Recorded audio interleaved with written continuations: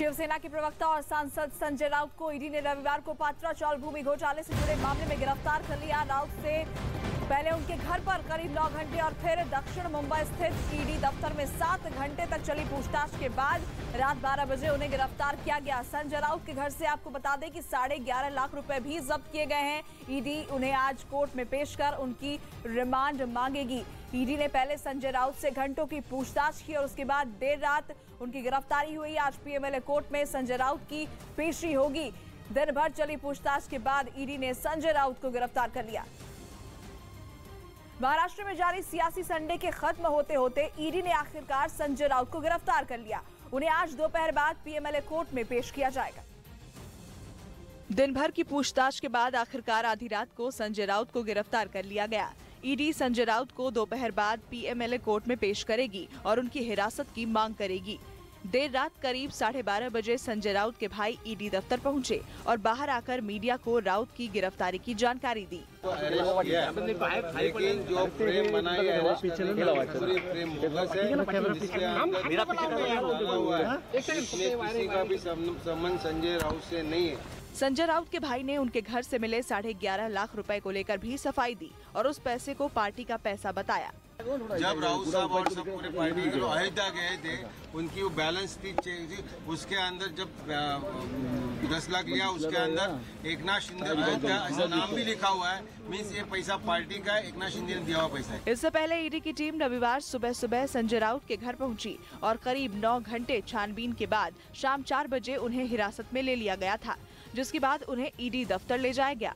वहां उन्होंने मीडिया से बात भी की और कहा कि ये महाराष्ट्र को झुकाने की कोशिश है। ये सिर्फ महाराष्ट्र को कमजोर करने के लिए, शिवसेना को कमजोर करने के लिए, लेकिन शिवसेना कमजोर नहीं होगी, महाराष्ट्र कमजोर नहीं होगा। दूसरी बात, संजय राउत झुकेगा नहीं, न पार्टी छोड़ेगा, न शिवसेना छोड़ेगा। संजय राउत जब ईडी दफ्तर के लिए निकल रहे थे तब उनकी मां ने उनकी आरती उतारी। इसके बाद राउत ने उनके पैर छूकर आशीर्वाद लिया और उन्हें गले भी लगाया।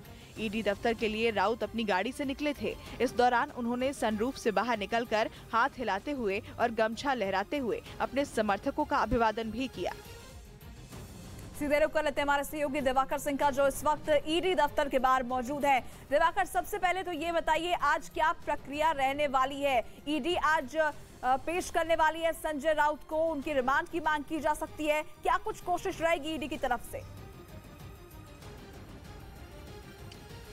देखिए, जो प्रक्रिया आज ईडी की तरफ से की जाएगी, सबसे पहले संजय राउत को, जो मेरे पीछे ईडी का दफ्तर है, यहीं पर संजय राउत इस वक्त मौजूद हैं। बलाड स्टेट का इलाका है। यहां से ईडी की टीम सुबह 9 बजे के करीब संजय राउत को लेकर मेडिकल के लिए जेजे अस्पताल जाएगी। यहां से 2 किलोमीटर की दूरी पर जेजे अस्पताल है, वहां पर उनका मेडिकल होगा और मेडिकल के बाद सीधा जो जानकारी मिल रही है कि संजय राउत को मुंबई की सेशन कोर्ट, जहां पे पीएमएलए कोर्ट है, वहां पर उनको पेश किया जाएगा। और इस पेशी के दौरान जो ईडी की कोशिश होगी ज्यादा से ज्यादा संजय राउत की रिमांड ली जाए। और सबसे अहम बात की, रिमांड के दौरान ईडी क्या क्या तथ्य कोर्ट के सामने रखती है और किस आधार पर जो है ईडी की टीम जो है उन संजय राउत की रिमांड लेने की कोशिश करती है, ये देखना काफी अहम हुआ। क्योंकि ईडी की जांच में वो तमाम चीजें जो सामने आए हैं उसको कोर्ट के सामने ईडी रखेगी और ये देखना अहम होगा कि इस जांच के दौरान संजय राउत पर जो घोटाले का आरोप लगा था उसमें ईडी को क्या क्या सबूत मिले हैं वो कोर्ट के सामने आज पेश किए जाएंगे। सबसे अहम बात, ईडी की कोशिश ये होगी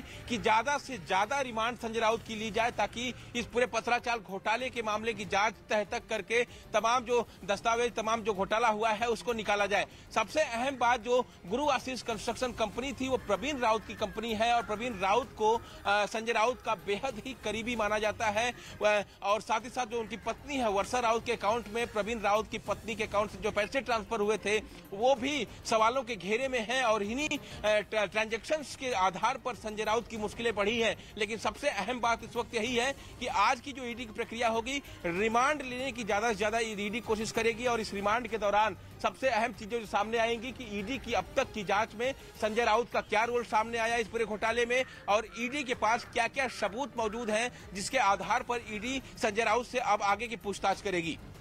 बिल्कुल, तो ईडी की कोशिश ये रहेगी कि ज्यादा से ज्यादा दिनों की रिमांड ली जाए। इस बीच एक बड़ी खबर आ रही है, बड़ी खबर दर्शकों को बता दें। आज सुबह 10 बजे एनसीपी ईडी दफ्तर के सामने प्रदर्शन करेगी। एनसीपी संजय राउत के समर्थन में ये प्रदर्शन करेगी और उनकी गिरफ्तारी का विरोध जताएगी। ईडी दफ्तर के सामने आज एनसीपी की तरफ से प्रदर्शन किया जाएगा। संजय राउत की गिरफ्तारी हुई है और इसी के खिलाफ विरोध जताने के लिए आज सुबह 10 बजे एनसीपी ईडी दफ्तर के सामने प्रदर्शन करने वाली है।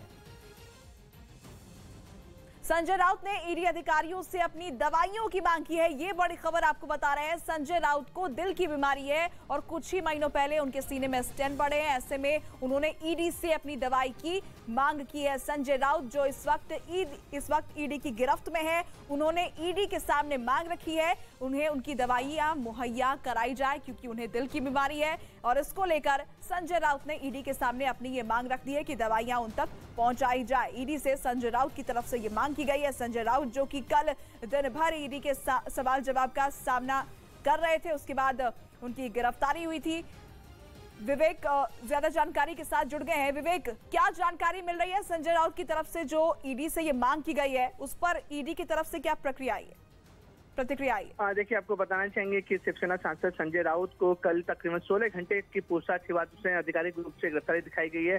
कल देर रात 12:30 बजे के आसपास संजय राउत को ईडी दफ्तर में गिरफ्तार किया गया है और गिरफ्तार करने के बाद ही अब संजय राउत ने मांग की है कि उनकी जो डेली रूटीन की दवाइयां हैं वो उन्हें दे दी जाएं, क्योंकि उनको दिल की बीमारी है। और इसके साथ ही साथ उन्होंने ईडी से मांग की है कि जो भी मेडिसिन वो डेली बेसिस पे लेते हैं वो मेडिसिन उन्हें मुहैया करी जाए। और आज तकरीबन सुबह 11:30 बजे आज उन्हें मुंबई के पीएमएलए कोर्ट में पेश किया जाएगा। और कोर्ट में पेश करने से पहले ईडी सबसे पहले संजय राउत का मेडिकल जांच कराएगी और ये मेडिकल जांच मुंबई के जेजे अस्पताल में की जाएगा, जिसमें उनका फुल बॉडी चेकअप होगा। उसके बाद अगर उनकी तबीयत ठीक रहती है और सारी रिपोर्ट अगर पॉजिटिव आती है, उसके बाद ही उन्हें कोर्ट में ले जाया जाएगा। और ईडी इस पूरे मामले में पूरी कोशिश करेगी कि जब संजय राउत को कोर्ट में पेश किया जाए तो ज्यादा से ज्यादा पुलिस कस्टडी मिल सके, ताकि ईडी इस पूरे मामले में पात्रा चौल जो स्कैम है उसमें संजय राउत से पूछताछ कर सके। बिल्कुल, तो ईडी पहले मेडिकल करवाएगी और उसके बाद ईडी की कोशिश ये रहेगी कि ज्यादा से ज्यादा दिनों की रिमांड ली जा सके। महाराष्ट्र में 1034 करोड़ के जमीन घोटाले मामले में संजय राउत पर ईडी का शिकंजा कसता जा रहा है। ईडी की टीम पात्रा चौल जमीन घोटाले में शामिल किरदारों के तार जोड़ने में जुट गई है। संजय राउत के घर के अंदर जिस वक्त ईडी की टीम मौजूद थी, ठीक उसी वक्त संजय राउत अपने घर की खिड़की से बाहर निकले, हवा में हाथ लहराया और अपने समर्थकों का अभिवादन किया। दरअसल संजय राउत का मकसद अपने समर्थकों को ये मैसेज देना था कि वो डरे नहीं हैं। इससे पहले सुबह जैसे ही घड़ी में 7 बजे ईडी की इन्वेस्टिगेशन टीम की गाड़ियां शिवसेना नेता संजय राउत के घर मैत्री के बाहर जाकर रुकी। सुबह करीब 7:20 पर ईडी की 3 टीम संजय राउत के घर पहुंची। 8 से 10 अधिकारी संजय राउत के घर पहुंचे और उनसे पूछताछ में जुटे। सुरक्षा को देखते हुए ईडी की टीम के साथ सीआरपीएफ का दस्ता भी पहुंचा। ईडी की संजय राउत से पूछताछ के बीच शिवसेना कार्यकर्ता धरने पर उनके घर के बाहर बैठ गए। संजय राउत ने भी ईडी की रेड पर ट्वीट किया। उन्होंने लिखा, झूठी कार्रवाई, झूठे सबूत, मैं शिवसेना नहीं छोड़ूंगा, मर भी जाऊं तो समर्पण नहीं करूंगा, जय महाराष्ट्र। ईडी ने कई बार संजय राउत को समन्स जारी किए थे, लेकिन वो ईडी के सामने पेश नहीं हुए और फिर ईडी को खुद ही संजय राउत के घर जाना पड़ा।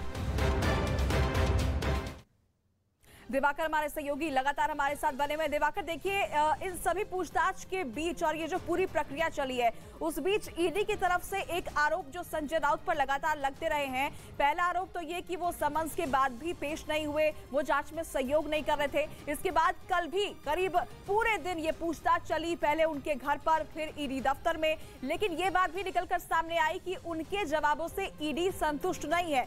ये संजय राउत की मुश्किल किस तरीके से बढ़ा सकता है आने वाले दिनों में?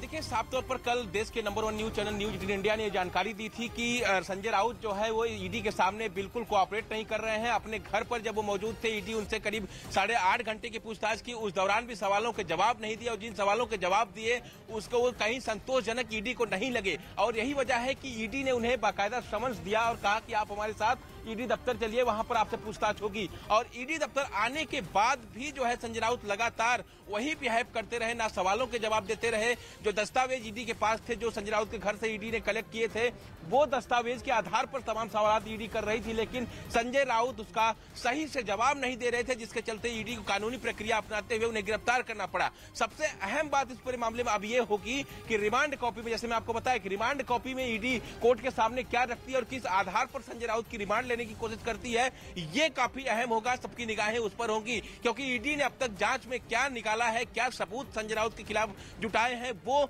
कोर्ट के सामने जब पेश करेगी तब देखना काफी अहम होगा। लेकिन सबसे बड़ी बात यह है कि संजय राउत की मुश्किलें अब बढ़ गई हैं, और सबसे अहम बात यह कि अब, क्योंकि जब उनके कल अपने परिवार के साथ जब वो नजर आए, अपनी मां के साथ जब नजर आए, तभी अंदेशा ये हो गया था कि संजय राउत की गिरफ्तारी हो सकती है। और यही वजह है कि वो भावात्मक तस्वीरें जो सामने आई, वो अपनी मां के साथ लगातार उनके पैर छू रहे थे, आरती उनकी मां कर रही थी और उनको गले लगे थे। तो ऐसे में ये तमाम जो भावात्मक तस्वीरें सामने आई, वो कहीं ना कहीं ये बताने के लिए काफी थी कि संजय राउत ईडी दफ्तर जरूर जा रहे हैं, बाहर आकर कार्यकर्ताओं को जरूर हाथ हिलाकर ये कह रहे हैं कि वो डरने वाले नहीं है, लेकिन कहीं ना कहीं उन्हें आभास हो गया था कि ईडी दफ्तर वो जा रहे हैं तो अब वापस वो घर नहीं लौटेंगे, ईडी उन्हें गिरफ्तार कर सकती है। लेकिन फिलहाल इस पूरे मामले में सबकी निगाहें ईडी के उस रिमांड कॉपी पर रहेंगी जो कोर्ट में ईडी का वकील प्रोड्यूस करेगा, जो दलीलें देगा, उस पर सबकी निगाहें रहेंगी। यही बहुत कुछ आगे संजय राउत के भविष्य को तय करेगा कि कितने दिन कस्टडी मिलती है और इन कस्टडी के दौरान ईडी उनसे क्या क्या पूछताछ करने की तैयारी में है।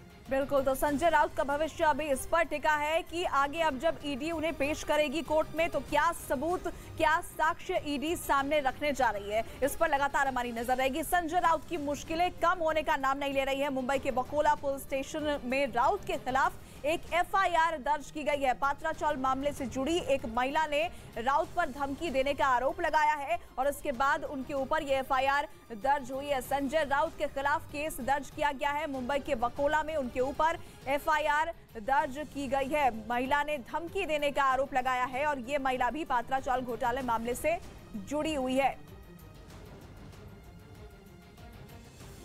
ईडी ने देर रात संजय राउत की गिरफ्तारी कर ली है, लेकिन उससे पहले पात्रा जमीन घोटाले में ईडी के एक्शन पर राजनीति शुरू हो गई।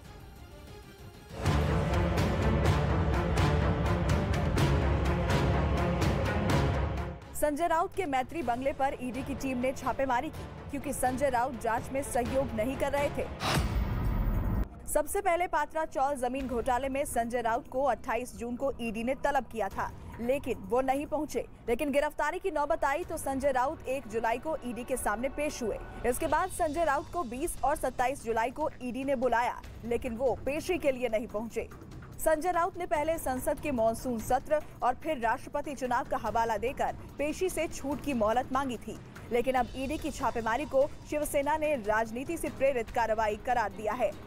देश में हजारों लोगों पर ईडी के केसेस चल रहे हैं, उन्हें समन्स भेजे जाते हैं 2 बार, 4 बार, 10 बार, लेकिन ईडी किसी के घर में चली जाती है, ऐसा होता नहीं। यह घटना पूरी तरह से राजनीतिक से प्रेरित है। जबकि बीजेपी का कहना है कि अगर संजय राउत ने कुछ गलत नहीं किया तो डर कैसा? डर किस बात का? यदि शिवसेना नेता ने कुछ गलत पैसों की धांधली नहीं की है तो ईडी अफसरों ने जब उन्हें जांच के लिए बुलाया 3 दिन पूर्व, वे क्यों नहीं गए? अफसरों के सवालों से बचने का क्या कारण? उनके पास सुबह, दोपहर, शाम पत्रकार वार्ता करने के लिए समय है, पर ईडी के अफसरों के सवालों का जवाब देने के लिए उनके पास समय नहीं है। क्या देश इस बात की सच्चाई नहीं जानता? ये बदला हुआ भारत है। ईडी के सूत्रों के मुताबिक तलाशी के दौरान संजय राउत के घर से कई अहम दस्तावेज बरामद किए गए हैं, जिससे 1034 करोड़ के घोटाले से जुड़े कई बड़े राज पर्दाफाश हो सकते हैं।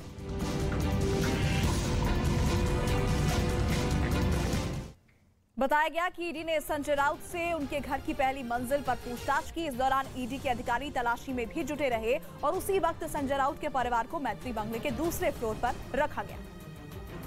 महाराष्ट्र में कैसे 1034 करोड़ का घोटाला हुआ और उसमें संजय राउत का नाम सामने आया, इसे समझना भी जरूरी है।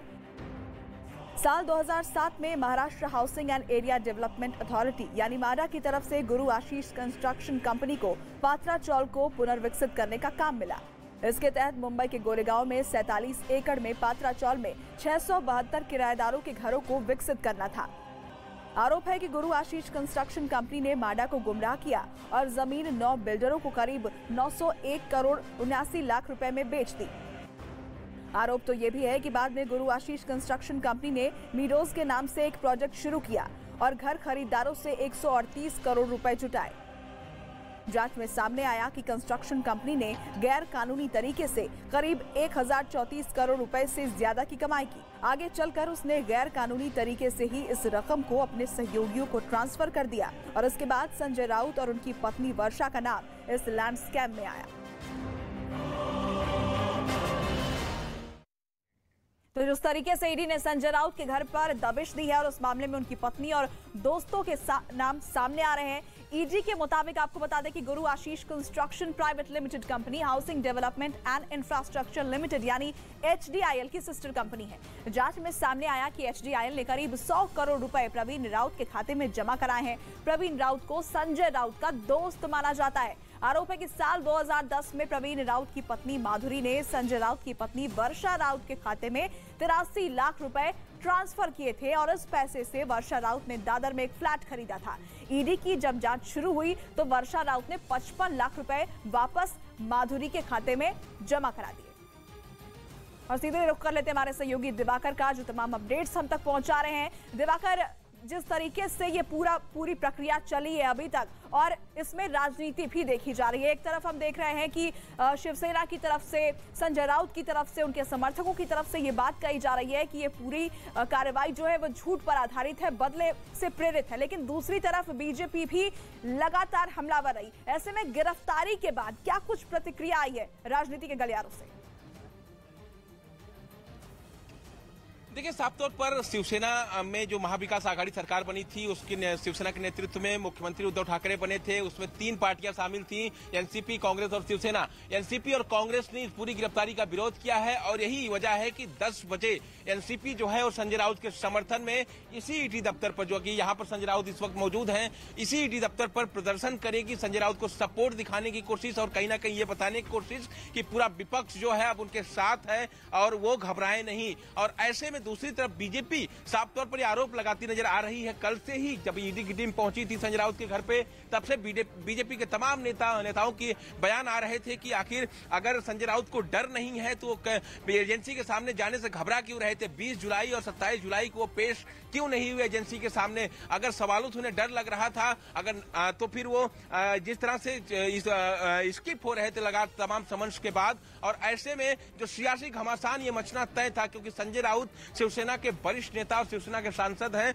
और सबसे अहम बात यह कि दिल्ली में शिवसेना को रिप्रेजेंट करते हैं, राज्यसभा में ग्रुप लीडर हैं वो। तो ऐसे में आज राज्यसभा में भी हंगामा इस मुद्दे को लेकर हो सकता है। जब संसद सत्र शुरू होगा तो संजय राउत की गिरफ्तारी का जो मुद्दा है वो संसद में गूंज सकता है और हंगामा इस पूरे मामले पर शिवसेना के तमाम जो अन्य सांसद हैं, चाहे प्रियंका चतुर्वेदी हो, अरविंद सावंत हो, तमाम जो सांसद हैं वो इस मुद्दे को उठाने की कोशिश संसद सत्र में करेंगे। यानी कुल दिखाने की कोशिश है कि शिवसेना के साथ साथ एनसीपी, कांग्रेस भी संजय राउत के साथ है। वो डरे नहीं बल्कि उनके साथ है और लगातार इस गिरफ्तारी का विरोध करते रहेंगे। बिल्कुल, तो राजनीति गरमाने वाली है। इस मुद्दे को लेकर आज पूरे दिन इस पर नजर आएगी। ईडी की छापेमारी के दौरान संजय राउत के घर से 11.5 लाख रुपए कैश मिले हैं। ऐसे में ईडी संजय राउत से इस कैश के बारे में भी पूछताछ करेगी। वहीं इस पूरे मामले पर संजय राउत के भाई सुनील राउत का कहना है कि ये पार्टी का पैसा है और इस पर महाराष्ट्र के सीएम एकनाथ शिंदे का नाम लिखा हुआ है।